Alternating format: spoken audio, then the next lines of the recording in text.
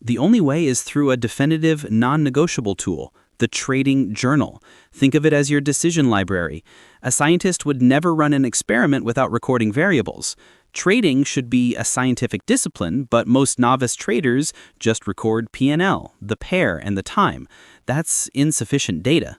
What should a truly constructive journal capture? 4 critical variables, Alex, beyond the basic entry and exit. Emotional state. How did you feel before, during, and after the trade? Were you anxious, bored, or overconfident? The exact reason, what specific written rule or signal prompted the entry? The deviation, if you broke a rule, which one was it and why? And the key metric, beyond the profit and loss, did the trade maintain your planned risk-reward R/R ratio? That's powerful. You're not just looking at the money, you're looking at the execution quality. And you mentioned a key insight, reviewing your journal to identify patterns. Yes, this is where the gold is. You review your journal not to judge yourself, but to find systemic patterns.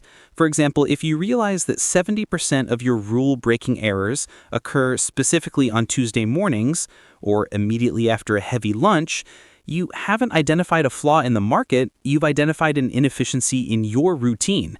That's an actionable insight you can correct with discipline, not a new indicator. Emotional insights, taming the ego. Ben, let's talk about a silent enemy, the ego. The material mentions that when the ego takes control, self-criticism becomes impossible because the ego demands to always be right. What does that look like in a live trade? It looks like sticking to a losing position because you knew it was going to rebound. It's that refusal to admit an initial prediction was flawed. The ego is the high inflation of your trading account. It constantly erodes your real value. It makes you cling to hope rather than facts. So, financial humility, reinforced by self-criticism, is the antidote. Absolutely. Financial humility allows you to accept a hard truth. The market neither knows nor cares about your opinion or your capital.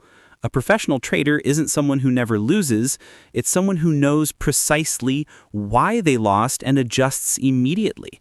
Humility builds trustworthiness in your process, not in your predictions. How do we start developing that inner authority?